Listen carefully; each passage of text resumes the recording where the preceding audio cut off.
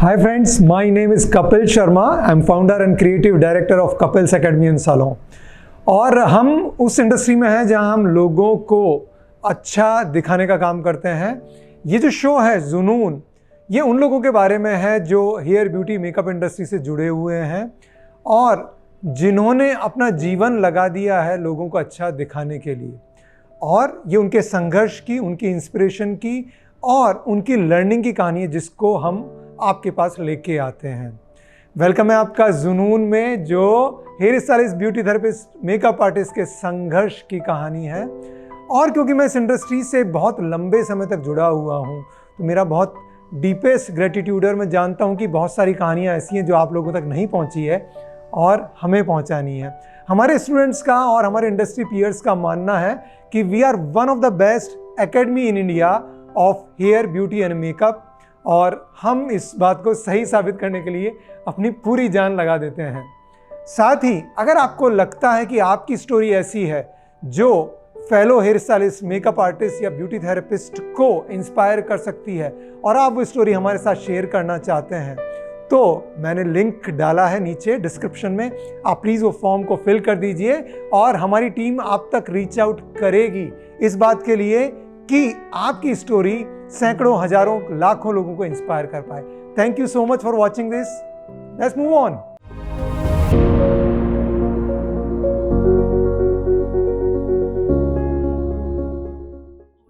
Hello, नमस्ते। नमस्ते sir. आप अपना परिचय है हमारे व्यूअर्स को दीजिए। मेरा नाम है शीलू पांडे और मैं कांदिवली वेस्ट से हूँ, मुंबई से हूँ मैं। आपके परिवार में कौन कौन है शीलू? एक्चुअली मैं ससुराल में हूँ यहाँ पे। मेरे मम्मी पापा सब एमपी में रहते हैं, मैं एमपी से हूँ। और मेरे परिवार में मेरे सास, ससुर, मेरे हस्बैंड और मेरे 3 बच्चे हैं। ओके, 3 बच्चे हैं। Yes sir. क्या एज है बच्चों की? सर दो लड़की सर, एक 10 साल की और एक 6 साल की है और बेटा 2 साल का है। हाँ, तो काफी बड़े बच्चे हैं। Yes yes. तो शीलू, आप कहाँ तक आपने पढ़ाई करी? सर मेरा तो ग्रेजुएशन कंप्लीट है। अच्छा। और इस इंडस्ट्री में पहले कुछ किया हुआ है आपने? नहीं सर, मैं हाउस वाइफ थी। एक्चुअली मैं अपने नानी के पास रहती थी पहले, छत्तीसगढ़ में। तो मैंने वहाँ से पूरा ग्रेजुएशन कंप्लीट किया। मैं बीएससी से किया है मैंने। बीएससी किया। ओके। बट ठीक थी, बहुत स्कॉलर नहीं थी पढ़ने में, पर ठीक थी सर। तो शीलू, आप बेसिकली आपकी रूट्स एमपी में है, आपकी नानी छत्तीसगढ़ में है। बीएससी आपने वहाँ से करी। आपके 3 बच्चे हैं, 10 साल, 6 साल, 2 साल। और फिर एकदम से ये? नहीं सर, एक्चुअली क्या है कि पहले तो मैं जब मेरी शादी हुई थी तभी मेरे डैडी ने बोला था उसको पढ़ने का मन है और उसे पढ़ाना। तो मेरे ससुराल वाले ने बोला था हाँ हम पढ़ाएंगे। एक्चुअली हम लोग 4 बहन हैं, तो पापा इतना नहीं पढ़ा पाए हम लोग को। फिर बाद में सर शादी होने के बाद भी मेरे ससुर जी का सब कुछ अच्छा था, बिजनेस था, घर वगैरह। तो पापा बोले, मुझे पहले से मन था, मुझे पीएमटी फाइट करना था एक्चुअली। तो मुझे मन था, पर मेरे ससुर जी बोले आप एक ही बहू हो, मैं एक ही हूँ अपने ससुर जी की, एक ही बहू और 2 ननद है मेरी। तो पापा बोले आप क्या करोगे बेटा। और एक्चुअली हम लोग पंडित है सर, तो आपको पता है कि ज़्यादा वो नहीं था। फिर मैंने नहीं किया सर, और सब कुछ अच्छा ही चल रहा था। बट मुझे सर ये फैशन में इंटरेस्ट था पहले से ही। पहले मैं ब्यूटी का सीखना चाहती थी, बट नहीं सीखा। फिर मैंने बेसिक किया है ब्यूटी का भी, बाहर से ऐसे नॉर्मल ट्रेनिंग की है। बाद में सर बहुत टाइम बीत गया। एक्चुअली मैं जब 18 साल की थी तभी मेरी शादी हो गई थी और बहुत टाइम बीत गया सर ऐसे। फिर बाद में बोलते हैं ना, समय एक जैसा नहीं रहता है, समय बदला सर, बहुत कुछ बातें हुई। तो एक्चुअली मुझे ऐसा लगा मुझे कुछ करना चाहिए। अभी क्या बदलाव आए जब आपको ये लगा कि कुछ करना चाहिए? ऐसे क्या बदलाव आए? एक्चुअली सर थोड़ा पर्सनल है, बट अगर आप कंफर्टेबल हैं शेयर करने में तो शेयर कीजिए, हो सकता है वो लोगों को सीखने को मिले उससे। एक्चुअली सर क्या हुआ ना, मेरे ससुर जी का यहाँ पे 2-3 रूम था हमारा। मैं लालजी पाड़ा जनता कॉलोनी में रहती हूँ। तो मेरे हस्बैंड और मेरे ससुर जी, हम लोग का वाटर सप्लाई का बिजनेस है सर। तो दोनों साथ में ही करते हैं। तो बाद में एक्चुअली यहाँ पे कुछ प्रूफ वगैरह का प्रॉब्लम रहता है, तो पापा ने अपने मतलब मेरे ससुर जी ने अपने भाई को बोला तू ऐसा कर दे, मैं ऐसा करूँगा। और मुझे बच्चों के लिए थोड़ा अलग जगह शिफ्ट होना था। मुझे ऐसा लगता था मेरे बच्चे आगे बढ़ें, कुछ अच्छा सीखें, अच्छे एरिया में रहें। तो मैं पापा को हमेशा बोलती थी एक फ्लैट ले लो पापा, यहाँ चौल में मतलब सब अच्छा नहीं लगता है, ये वो बच्चे बाहर जाते हैं। पापा बोलते थे बेटा बस कुछ दिन हो जाएगा अपना। बाद में उनके जो भाई लोग हैं ना, उन्होंने बहुत ज़्यादा चीट कर दिया और उन्होंने ना पेपर हम लोग के नाम पे ट्रांसफ़र ही नहीं किया। मेरा ये अपना बोरीवली में बंजारा होटल के पास ही फ्लैट है सर। तो उन लोगों ने इतना चीट किया ना सर, तो मेरे हस्बैंड भी थोड़ा मतलब आउट हो गए लाइन से, और हम लोग के घर में बहुत कुछ ऐसा प्रॉब्लम आया। फिर भी सर मैं उसके बाद भी 2-3 साल तक सिर्फ सोचती थी कुछ जॉब पकड़ूँ या कोर्स करूँ, या मतलब बहुत कुछ सोचती थी पर करती नहीं थी। एक्चुअली बच्चे थे, सास ससुर भी है, घर है, तो बहुत कुछ मैनेज करना पड़ता था सर। फिर बाद में सर मैं विरार शिफ्ट हो गई अपने हस्बैंड के साथ। मेरे हस्बैंड 4 व्हीलर चलाते थे, मैं वहाँ पे ही रहती थी और मेरे सास ससुर यहाँ रहते थे। उसके बाद मेरी डिलीवरी थी, तो लॉकडाउन में मैंने पापा को बोला पापा ऐसा ऐसा। पापा बोले आप एक ही हो, क्यों यहाँ से जाते हो, मैं तो बोलता हूँ यहाँ पे आ जाओ। तो हम लोगों ने फिर वहाँ से यहाँ शिफ्ट कर लिया और सास ससुर के पास रहने लगी मैं। तो सर अभी यही है, बच्चे बड़े हो गए, अभी वो फिर बोलते हैं मम्मी यहाँ पे रहना नहीं है। और लॉकडाउन में तो वैसे भी सर स्कूल ओपन नहीं थी, बट मेरे बेटी का अभी ये 2000 जब से स्कूल ओपन हुआ वो पूरा वेस्ट हो गया 1 साल, क्योंकि वो विरार में ही पढ़ती थी। तो फिर भी मैंने प्रिंसिपल से बात की तो उन्होंने उसका एग्ज़ाम दिलाया और बोला ठीक है। तो अभी हम लोग को फिर से वहाँ पे शिफ्ट होना है सर। तो ये सब चीज़ों को देख के मैंने सोचा कि मुझे कुछ करना चाहिए इस साल। तो मैंने सर सर्च किया। पहले एक्चुअली मुझे ब्यूटी का करना था, मैं लेकमे में भी गई थी सर्च करने के लिए। तो वहाँ पे सर बहुत ज़्यादा आप PMT जो है pre medical test, entrance test, वो क्लियर करना चाहते थे? सर मुझे बहुत शौक था वो फाइट करने का। तो वहाँ से फिर अभी ब्यूटी में इंटरेस्ट कैसे आया? या एक्चुअली सर वहाँ से मैं जब मेरी शादी हो गई तो फिर मुझे इन लोगों ने कुछ भी फाइट वगैरह कराया नहीं, मतलब वही मेरे ससुर जी ने ऐसा बोला। तो सर मुझे फिर मैं बहुत टाइम तक सर रुक गई, मतलब घर परिवार अपने गृहस्थी में ही फंस गई। तो क्या पढ़ाई में उतना मेरा नहीं हो पाया, और एक्चुअली मैं हिंदी मीडियम थी सर, तो इंग्लिश मेरी उतनी बेस्ट नहीं थी। तो फिर बहुत टाइम तक मेरा सब कुछ ब्रेक हो गया। तो बाद में मुझे कैसा जैसे हमारे समाज में जो लेडीज़ हैं ये ज़्यादा लोग पार्लर नहीं जाते हैं ऐसा वैसा, और मुझे पहले से ही शौक था। मैं कितना भी कुछ कंडीशन रहे मैं अपना मैनेज करके थोड़ा तो करती ही थी अपने लिए सर। तो मुझे बाद में फिर मैं वही सोचने लगी कि अभी नहीं कर रही हूँ, कल नहीं कर रही, परसों नहीं, पर आगे चल के मेरे को मतलब फैशन में थोड़ा करियर बनाना है। मुझे अच्छा लगता था सर, मैं देखती थी वीडियो वगैरह तो उसमें अच्छा लगता था, सब ऐसे मतलब मेकअप करते हैं, ऐसा हेयर बनाते हैं, तो मुझे अच्छा लगता था सर।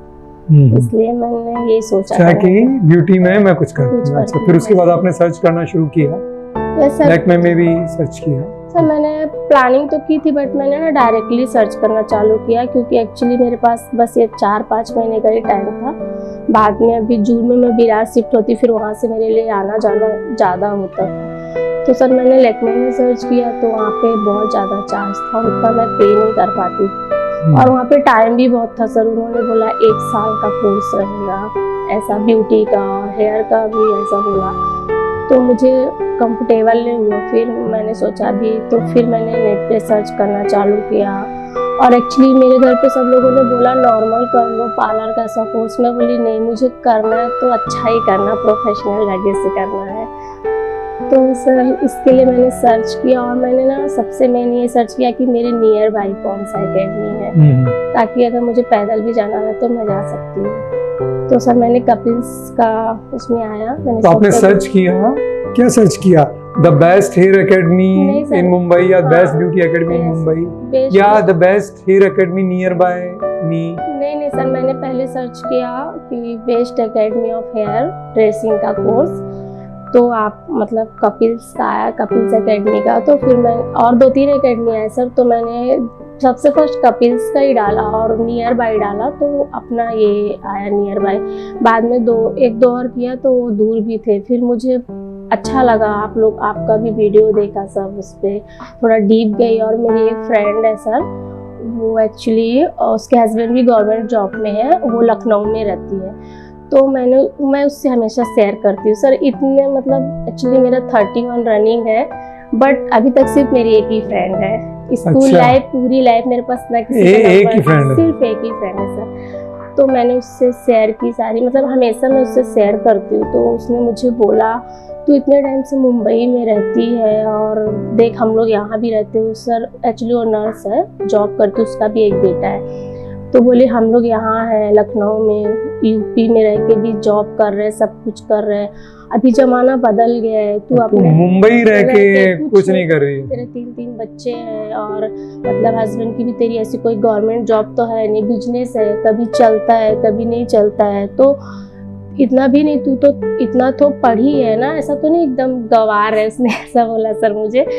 तो फिर इसलिए मैंने बोला ठीक है तू सही बोल रही है। फिर मैंने उसकी बात मानी और फिर सर्च किया और ये सही था सर। मैं मतलब यहाँ से पैदल भी चली जाती सर, बहुत पास में। और मैं पोस्ट ऑफिस तो हमेशा आती ही थी, यहाँ पे कुछ भी काम रहता था। तो एक्चुअली सर क्या है, मेरे को एरिया के बारे में सब इधर पूरा नॉलेज है, क्योंकि मैं 12 साल से यहाँ पे रहती हूँ। और मतलब मेरे ससुर जी कैसे है ना, मतलब उनको ये नहीं है कि ये बहू है तो ये यहाँ नहीं जा सकती। बाकी ये सब चीज़ में बहुत अच्छे हो, क्योंकि वो गाड़ी चलाएंगे ना तो हमेशा मुझे ही कॉल कर देंगे, जाके बिल भर के आओ, या तो बैंक में जाके चेक जमा करके आओ, या तो मतलब ये सब कामों के लिए हमेशा। उनकी बेटी थी, वो लोग भी जाते थे और पापा मुझे भी बोलते हैं अभी ऐसा। तो मुझे ये सब नॉलेज था यहाँ पे। तो मैंने बोला ठीक है, बहुत अच्छा है, मेरा पास में भी है और बच्चे भी है, तो मैं यहाँ से फटाक से अप डाउन भी कर लूँगी। इसलिए मैंने सर ये अकेडमी चूज़ की और मुझे बहुत अच्छा लगा इस अकेडमी में आके। Super wonderful. तो क्या क्या अच्छी बातें लगी आपको अकेडमी में? एक्चुअली सर ये अच्छी बातें लगी कि मैं मुंबई में तो थी सर, बट मैंने जैसा बोला ना सर आपको, मेरी सिर्फ एक ही फ्रेंड है। मेरी शादी के बाद भी इतने दिन से मैं चौल में रहती हूँ। अभी मेरा नेचर ही ऐसा है सर, बट मुझे सब लोग बोलते हैं इसको क्या मालूम किस चीज़ का घमंड है, किसी से बात नहीं करती है। मतलब लेडीज़ लोग होती है ना सर चौल की, लोग सब मुझे ऐसे ही बोलते हैं। उन लोग का बोलने का एकदम तरीका हो गया है। लोग मुझे बोलते हैं कि पता नहीं पांडे जी की बहू को क्या घमंड है, वो किससे बात नहीं करती है, कुछ भी ऐसा। तो मैंने बोला नहीं, मेरा नेचर ही ऐसा है, मैं ज़्यादा किसी से घुल मिल नहीं पाती हूँ। तो यही सर, तो मुझे यहाँ आके सर यही अच्छा लगा कि मैं थोड़ा सबसे अच्छे से बात कर पाई, फ्रेंड हो पाई।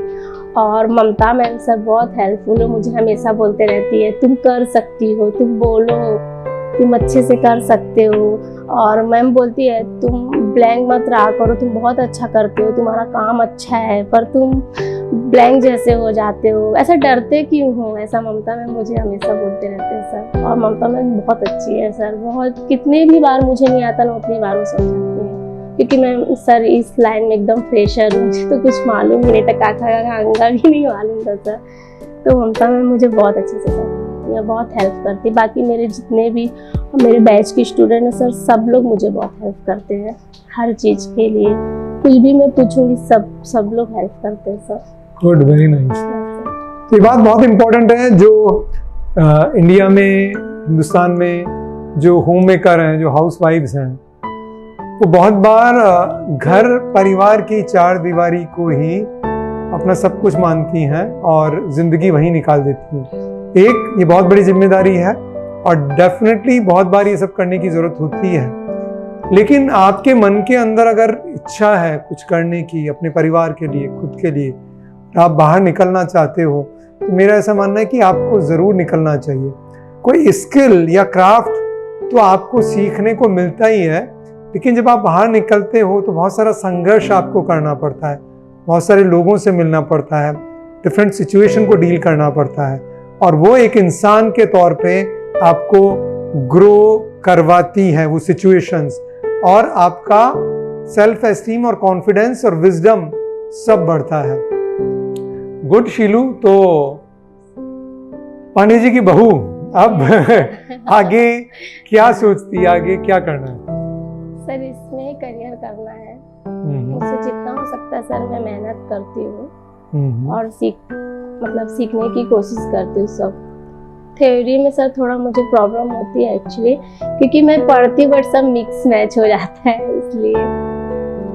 और सर ये मुझे बहुत स्ट्रगल भी हुआ कि मतलब जैसे मैंने आपको लास्ट टाइम बोला था, सब बोलते हैं ये क्या कर रही है, ये क्या कर रही है, क्या नाई का काम कर रही है। मैंने सबको समझाया नहीं, ऐसा नहीं है, अभी फैशन है और हेयर ड्रेसिंग का कोर्स है, नाई का कोर्स नहीं है कि मैं बार्बरिंग करने जा रही हूँ वहाँ पे। मैंने अपने हस्बैंड को समझाया, मेरे हस्बैंड भी बोले, तो मैं बोली नहीं ऐसा नहीं। आपके हस्बैंड का क्या बोलना था और आपके ससुर जी का क्या बोलना? एक्चुअली सर मेरे ससुर जी तो मुझे ये बोला कि मुझे कोई प्रॉब्लम नहीं है, बट ये हम लोग में नहीं होता, ये क्या ब्राह्मणों का काम नहीं है।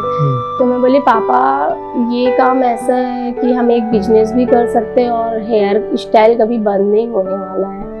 तो बोले मेरे को तो समझ नहीं आता, मतलब वो बहुत अच्छे हैं ना, मैं समझ सकता हूँ। तो उन्होंने बोला बेटा मुझे इतना समझ तो है नहीं, ठीक है आपकी मर्जी, आपको देखना, आप घर से मतलब घर का काम खत्म करके अगर जा सकते हो तो करो आप, कोई प्रॉब्लम नहीं है मुझे। फिर मैंने पापा को बोला पापा मुझे मतलब पैसे चाहिए इसके लिए पेमेंट। तो बोले पापा ने बोला बेटा अभी तो मैं 2 महीना कुछ उतना कर नहीं पाऊंगा। फिर मैंने अपने नानी से बात की, जहाँ पे मैं रहती हूँ एक्चुअली बचपन से थी, तो मेरे नानी ने बोला मुझे मैं तुमको सिर्फ 50,000 ही दे सकती हूँ। तो सर मुझे भी थोड़ा पेमेंट के लिए प्रॉब्लम हुआ। नानी ने एक बार दिया था 30, फिर 20, फिर ऐसा, फिर अभी रिसेंटली मेरे मतलब ससुर जी ने 30,000 मुझे दिया। फिर अभी सर थोड़ा मेरा पेमेंट भी बाकी है। तो एक्चुअली सर ये पेमेंट मेरा हो जाता, पर क्या ना मेरे हस्बैंड को इतना, वो एक्चुअली सर बाहर ही रहते, बाहर का उनका खाना पीना रहता है, तो उन्होंने ध्यान नहीं दिया और उनको अचानक से अपेंडिक्स था और वो समझ नहीं पाए। तो उनको बहुत, उन्होंने कभी हम लोग को बोला नहीं कि दर्द हो रही है वो, तो अचानक उनको बुखार और मैं डॉक्टर के पास ले गई। तो डॉक्टर ने सोनोग्राफी सीटी स्कैन वगैरह किया और बोला इनका अपेंडिक्स फूट गया है। Yes sir.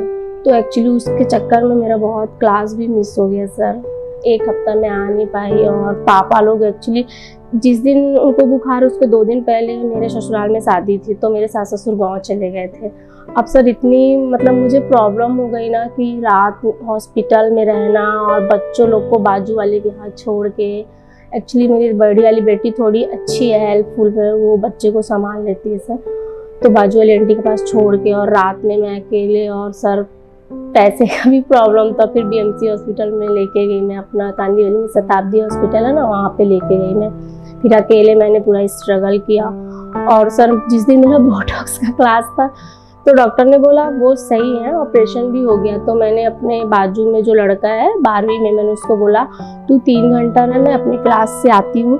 तो एक्चुअली उसने बोला ठीक है। और फिर बाद में जैसे मैं क्लास आई, वहाँ से उसका फ़ोन आ गया कि भैया को ICU में शिफ्ट कर दिया। अब तो मुझे इतने, मैं यहाँ से रोते हुए गई सर, पर ममता मैम ने हेल्प की, बोली आप टेंशन मत लो, जाओ मैं आपका बोटॉक्स का क्लास बाद में कर दूँगी सर। तो इस वजह से मेरा थोड़ा सर यहाँ का पेमेंट भी रुक गया सर। अभी ठीक है आपके हस्बैंड? हाँ सर अभी ठीक है, बट एक्चुअली उनको सर वो पल्स बंद नहीं हो रहे हैं। हाँ सर 10-15 दिन हो गए, पर अभी टाँका नहीं निकाला। आज लेके गए पापा, मैं भी गई थी हॉस्पिटल, फिर मैं 11 बजे आई सर। आज भी